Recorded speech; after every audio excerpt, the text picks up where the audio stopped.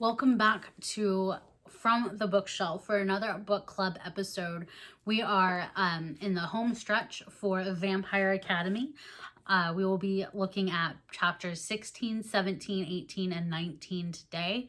And our next episode will be the finale for this series. And so we're almost done. We're getting it. It was kind of a shorter one next to City of Bones. But before we get started, don't forget to subscribe and like this video so you can get notified of any upcoming videos for this series, as well as the weekly downloads on Saturday and anything new we have going on the channel. Once you're done watching, go ahead and leave your comments so I know what you're thinking. So let's get started with chapter 16. We are going to start on page 213, which is the very start of the chapter. So basically, Mia found out about the party that Lissa had and that Aaron was there. And she basically, so Aaron is Lissa's, if you've been reading it, then you know Aaron was Lissa's ex-boyfriend who was dating Mia. And Mia basically told him, if you want to hang out with Lissa, you can't be with me. And he's like, so Mia found out the party and had blown up when she learned that Aaron had been there without her. She bitched at him and told him if she wanted to be with her, he couldn't run around and hang out with Lissa. So Aaron had decided he didn't want to be with her. He'd broken up with her that morning and moved on. Like, how did she not see that coming? Like, how did Mia literally give him this ultimatum and be like, if you want to be with me, you can't hang out with her? He's like, okay, and I don't want to be with you. Like, how did she not see that coming? Like, 100%. The girl is freaking crazy, out of her mind, and has no grasp of reality. Because if she did, she wouldn't have given him an ultimatum where she knew what the outcome would be. Because that's the only outcome there would have been. All right, so let's go to page 218. So Rose is talking to Lissa about Lissa's mood swings and her trying to hurt herself. And she talks about how Saint Vladimir and their former teacher, Miss Carp, kind of had the same issues and that they had this same problem. She says, I used to notice marks on Ms. Carp's skin like she'd clawed her own face. She tried to hide it with her hair, but I could see the old scratches and tell when she made new ones. It doesn't mean anything, insisted Lissa. It's all a coincidence. She sounded like she wanted to believe that, and inside, some part of her really did. But there was another part of her, a desperate part of her that wanted for so long to know that she wasn't a freak, that she wasn't alone. Even if the news was bad, at least now she knew there were others like her. So I feel like her saying it doesn't mean anything, it's a coincidence, it's basically just her in denial, which is interesting because she doesn't like this idea of being alone and having no one like her, that she's a freak and she's the only one like her in the whole of Moroi society. But Rose is trying to tell her, you're not the only one like this, that there is something causing it. There's something specific that's causing this for you. And she's like, oh no, it's just a coincidence.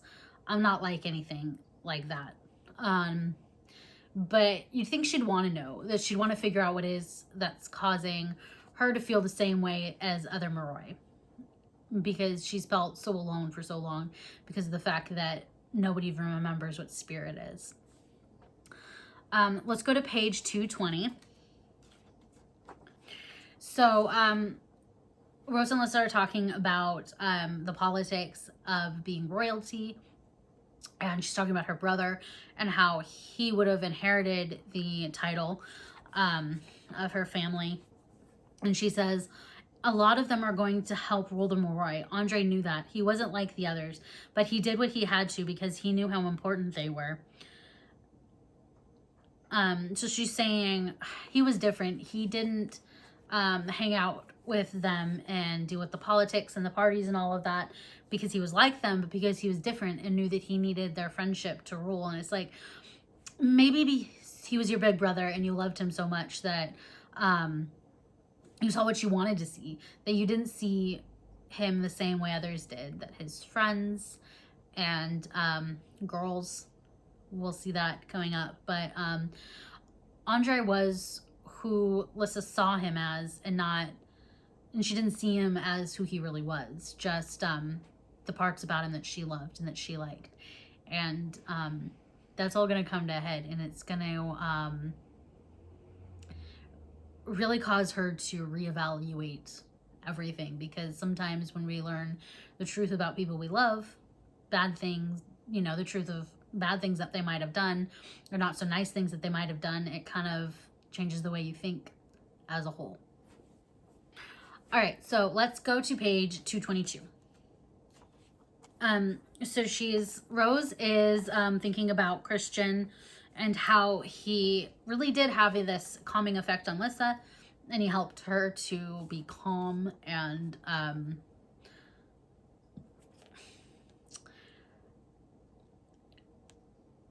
he helped her to get her emotions under control. And I was starting to think that I might have made a big mistake with Christian. He was creepy and dark and liked to set people on fire, true.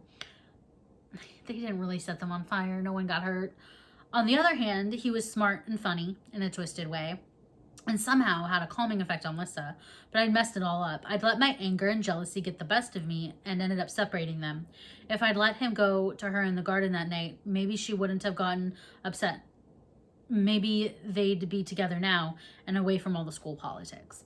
So my thought here is, Rose, are you finally starting to realize that you need to think with your brain and not with your emotions? Because she judged Christian so much that she decided he was a bad influence and that he shouldn't be around Lissa. And now Rose is realizing, oh, he's not such a bad guy. Maybe I shouldn't have broken him and Lissa up. So Rose is making her first steps towards thinking and using her brain for a change. So let's move to page 226. So basically here we see Christian talking to Rose about Lissa and how she's been hurting herself and how she's trying to help her, and she wants Christian to get back with her so that he can help her with that. And he says, I'll try to talk to her, but honestly, if you really want to help her, well, I know I'm supposed to be all anti-establishment, but you might get the best help talking to somebody else. Kurova, your guardian guy, I don't know. Someone who knows something, someone you trust. Finally, one sane person in this book. Someone's going through what Lissa's going through, you should talk to an adult, because that's what they're there for. They're there to help. Rose, don't try to keep doing things on your own. That's the problem. One step forward, 2 steps back with Rose. So we're going to go to page 227 where Rose and Christian have this moment. So my snarky switch flipped on. What are you, an after-school special? A ghostly smile flickered across his face. If you weren't so psychotic, you'd be fun to hang around with. Funny, I feel that way about you too. So they have this kind of nice moment, and it's like, that's the best kind of fun. The crazy people, not like the crazy people, but the relatively sane, but like have crazy moments kind of people, like they're the fun ones to be around. I'd love to be friends with Christian. Like, he seems like a fun guy, but Rose is still trying to deal with her judgmentalness, but she'll get past it soon, or she's working on it. So we are going to move to we're going to move to chapter 17. We are going to go to page 231. So Headmistress Kurova has decided to lighten up on Rose's punishments, and he says, Headmistress Kurova thinks you've done well since coming back, aside from starting a fight in Mr. Nagy's class. That was Rose. And Dimitri says, she doesn't blame you for that. Not entirely. Not entirely. Like, she was being harassed by boys who were telling literal lies about her. And she was being verbally and emotionally attacked by like the entire school, and somehow it's Not entirely her fault that they were behaving that way. It's entirely their fault. Like, she hadn't, this woman, and it's not that. It's the fact that, well, I mean, I guess Dimitri doesn't think that. It's just he's relaying what Kurova thinks about the situation, but this woman is ridiculous. Like, I just want to, like, slap her. She needs a good smack upside the head. Let's go to page 240. So this is another flashback where Lissa is talking to Rose about Wade, who is the one she used compulsion on, and how Rose got in trouble for that situation. And Lissa says, "I hate him," she said. Her voice was uncharacteristically sharp. "I'm on the committee with him for that fundraiser, and I hate hearing him run his fat mouth every day and seeing him flirt with anything female that walks by. You shouldn't be punished for what he did. He needs to pay." Yeah, he did something horrible, and he does need to be punished for that. But are we forgetting what you did? You literally used compulsion to the point where you were literally about to force this kid to use a bat to beat himself with in the head. Like, what about what you did? Like, you did something bad too. Just because he did something bad and isn't being punished for it doesn't take away the fact that you did something bad as well. You did something that also needs to be dealt with, but nobody knows you did it except Rose. So the fact that she can't see that what she did was wrong, it's kind of a sticking point here for me, because Lissa has like herself up here, and anybody who does something wrong, they need to be punished for it, right? But Lissa's up here. What she did, that's not wrong. She basically used compulsion on this kid to destroy his room and then to nearly brain himself with a baseball bat. But she didn't do anything wrong. I mean, she stopped. She didn't actually hurt him. But a bit of a double standard there on her part. So we are now on chapter 18, and we're going to go to page 250. They just went to the mall. Lissa, Rose, and some of her friends, along with Victor Dashkoff, went to the mall to kind of go shopping for the dances coming up. And Dimitri bought her a present. Or I think...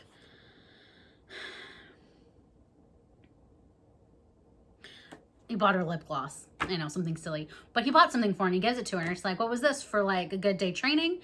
Showing that I can do, can I do this?" And he's like, he says this. He says, "No," he says simply, "because I thought it would make you happy." That's just so sweet. Like, he just does something because he thinks, "Oh, I think Rose will like this." I mean, of course, as we talked in a previous episode, the age difference between them, if it gets romantic, it is a little bit on the creepy side just because he's so much older. But that being said, I love the two of them. They're like perfect together and all of that. But it's just cute. And it's sweet that he thinks about her. And not just like, he likes to do things that are nice, right? He's a nice guy. Despite the persona who puts on, he's very thoughtful. And I think that's what I'm trying to say. But let's move on to page 255. So Lissa approaches Christian, and she says, "Do you want to talk?" Or he says, Christian approaches Lissa after finding out that Rose is the reason they got broken up. And he says, "Do you want to talk?" She says, "Oh, you want to talk now? After I tried so many times? I didn't want that. That was Rose." He cut himself off and flinched. I was totally busted. Lissa stood up and strode toward him. "What about Rose?" "Nothing." So, cat out of the bag. But she says, "After I tried all these times to get to talk to you," and how hard did she really try? I mean, we saw maybe once, and then he like got all mad at her. Unless there were times that we don't actually see in the book. Like, she must not have tried that hard, in my opinion, on that. Like, it didn't seem like she was trying too hard. After he got all pissed off and called her names, then she was like, "Okay, whatever," and then disappeared after like that one incident. So, how hard were you trying, Lissa? All right, let's go to page 257. So Lissa's finding out that Mia kind of had a thing with her brother, which I don't know how, I think he's a couple years older than her, which means he's like maybe 3 or 4 years older than Mia would have been. But anyways, they had this thing and he kind of treated her like crap. And that's kind of why she hates Lissa. And Lissa says they did not, as to the relationship. I would have known. Andre would have told me. Like, but would he though? Would your older brother actually tell you about his romantic conquests? I don't know. That just seems a little naive on Lissa's part. And she's just like, well, that wouldn't have happened because he didn't tell me. He would have told me. He would have told his little sister about the girls he was hooking up with. Like, no, he wouldn't. No teenage boy is going to tell his little sister about the girls he's hanging up with. I mean, let's be real. 258. So, they're talking. So here Christian is kind of like, shaming Rose for the way she treated Mia. She said, between stealing him, Aaron, and spreading those stories about her parents, you guys really picked the best ways to make her suffer. Nice work. My only thing with this is Rose, well, she may have been wrong to handle things the way she did. She never actually lied about what was going on. Like, she told the truth about Mia's parents, whereas Mia is telling vicious lies that aren't true in any capacity whatsoever. So, I mean, it's not really fair to kind of like compare the situations. Like, Mia's making things up and spreading horrible rumors that are basically ruining Rose's reputation, while Rose is telling the truth, even though said truth doesn't need to be told. But lies, truth, it's not the same thing. They have the same consequences. Hurts people, but it's not the same thing. So let's go to page 261. Christian had told me to get help, to go to someone I trusted about Lissa. I'd ignored the advice because I didn't trust anyone except her. But looking at Dimitri now, feeling the sense of understanding we shared, I knew that I did trust someone else. So, Rose decides to go to Dimitri about what Lissa is doing and hurting herself. She finally says, oh, I do trust an adult. And it's not just that she trusts him. I think Dimitri's probably the only one of these adults that actually would have listened to Rose and what she had to say about what was going on. I don't think any of the other adults would have cared to even give Rose the time of day to listen to what she had to say, because none of them have ever given any sort of sympathy towards listening to her at all. Like, they just cut her off and be like, I don't care, I don't want to hear it. So why would she talk to anybody when nobody will listen? All right, so we're now on chapter 19, page 264. So Lissa's mad at Rose for telling Dimitri about what happened, what she was doing to herself, you know? And they followed Lissa's lead, imitating her silence. No one was openly mean to me. They probably didn't want to risk it in case she and I patched things up. I mean, this just, like, I get she's upset, but it's like, this is a horrible way to treat your friend. Literally, your only actual friend. Like, your only actual real friend. The only one who cares about you for you. And you're basically treating her like non-existent simply because she did the only thing she could to help you. Like, she's literally the only one trying to help you simply because she loves you and cares about you. And you're basically ignoring her and letting people treat her like crap. Congratulations. Great friend you are. I get it. She's upset, but still.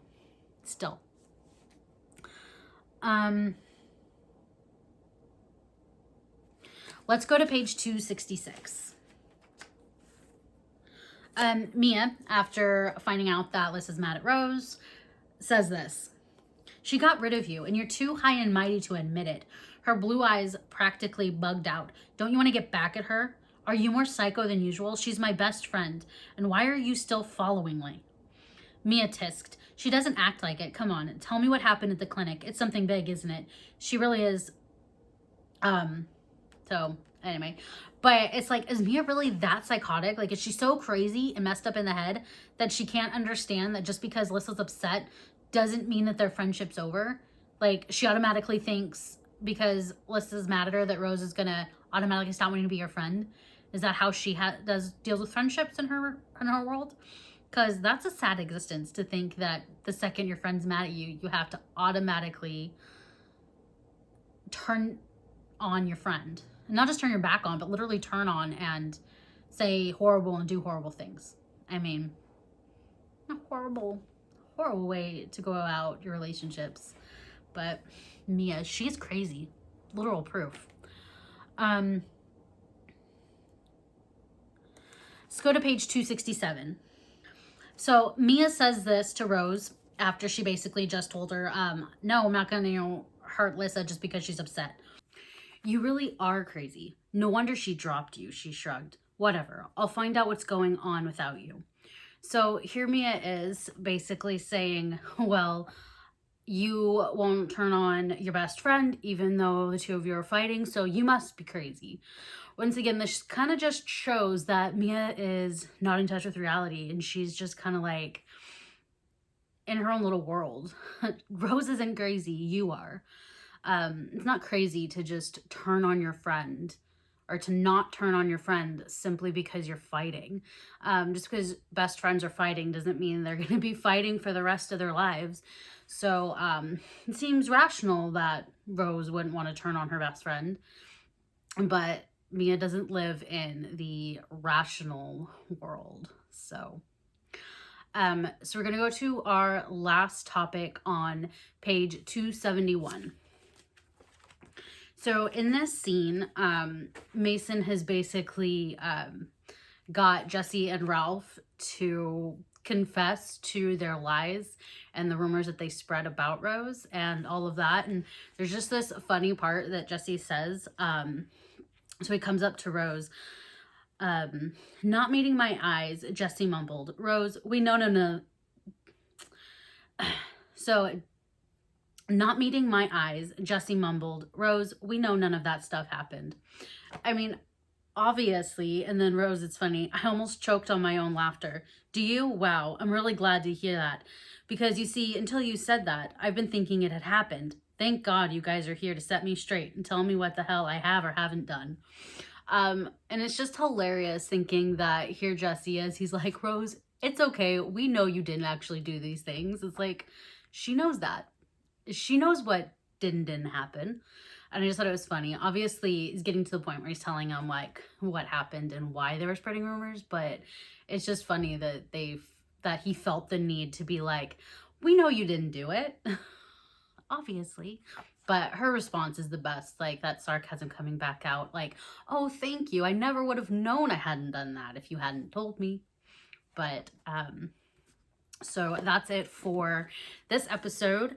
Come back and we will wrap things up for Vampire Academy on the next episode. Super excited to get through this book and get something new started.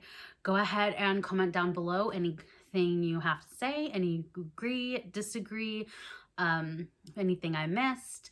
Of course, go ahead and leave recommendations for books you'd like me to possibly do in the future. I'd love to hear what you'd like me to read.